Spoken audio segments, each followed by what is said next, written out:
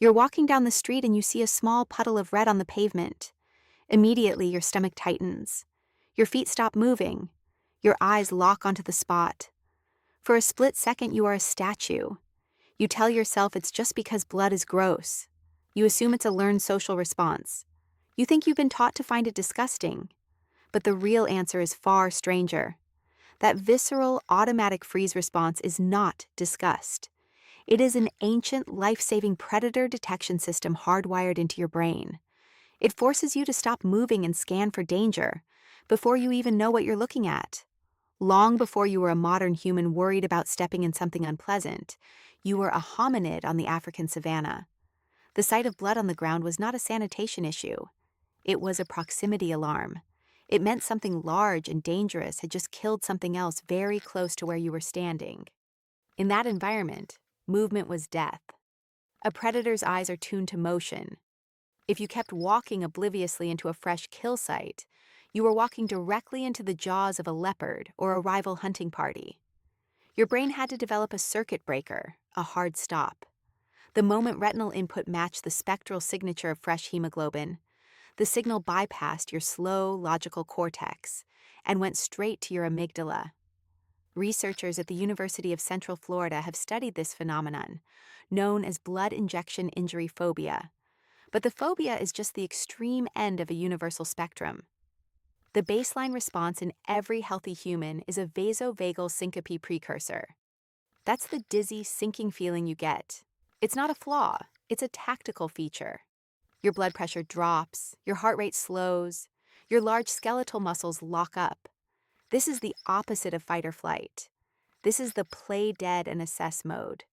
If you charge into a situation with adrenaline, you might run straight into the threat. By forcing you to freeze and even faint, your brain takes you off the menu. It makes you visually uninteresting to a predator that relies on chasing motion. This system is so old that it hijacks your most basic physiological functions. The vagus nerve, a massive information superhighway running from your brainstem to your gut, overreacts. It misinterprets the sight of blood outside the body as a catastrophic internal injury to yourself. Your brain simulates the worst-case scenario. It asks, "Is that my blood?" Before you can answer logically, the brainstem initiates a protective crash. It drops your blood pressure to prevent you from bleeding out from a wound you don't actually have. This is a blunt, ancient algorithm. It doesn't care if the blood belongs to a stranger or a scraped knee. It sees red, it hits the kill switch, and it forces you to freeze while your higher functions catch up. But the story doesn't stop with fainting. The freeze response is also a hypervigilance trigger. While your body locks down, your eyes begin to saccade. They dart around the periphery. Your ears strain for the snap of a twig. This is the scan for the leopard subroutine. Dr. Arne Oman at the Karolinska Institute has shown that fear-relevant stimuli, like the color of blood or the shape of a snake, are processed by the brain in under 200 milliseconds. They don't go through the standard visual processing pipeline. They take a neural shortcut, a low-road pathway directly to the amygdala. You don't see blood and then feel fear. You feel the visceral slam of the freeze, and then you consciously realize what you're looking at. The awareness comes second. The survival reflex comes first. This explains a very strange quirk of human behavior. When people see a car accident or a violent injury, they don't immediately run away. They stop. They stare. We call it rubbernecking or morbid curiosity. We shame people for it. But you are not being a ghoul. You are obeying a primitive directive. Your brain is forcing you to map the threat. It needs to know what caused the damage, where the predator is hiding, and whether the danger is still active. In the ancestral environment, a wounded antelope or a dead troop member was a data point. You had to scan the tree line for the lioness before you could help the victim. Today, you stare at the wreckage on the highway because your brain is still looking for the lioness. And here is the most counterintuitive twist. Your disgust is not the cause of the freeze. It is the post hoc justification. The feeling of revulsion comes after the freeze. Your cortex receives the danger signal and searches for a culturally acceptable label. In the modern world, we don't talk about leopards, we talk about germs. Your brain slaps the "that's disgusting" label onto the raw, ancient fear. You feel nauseous because your body is diverting blood away from digestion to prepare for immobility. You interpret that nausea as disgust, but it's just a redirected survival reflex. You are not queasy because the blood is dirty. You are queasy because your body thinks you are about to be eaten. Consider the color red itself.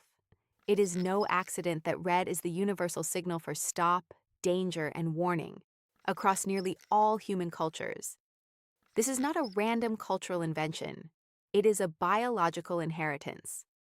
Studies at the University of Rochester have shown that the color red impairs motor performance and induces avoidance behavior. When test subjects see red before a physical task, their grip strength weakens. Their reaction times slow.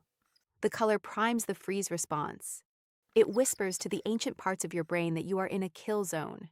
Traffic lights, warning labels, and stop signs simply exploit a circuit that was laid down millions of years before the wheel was invented.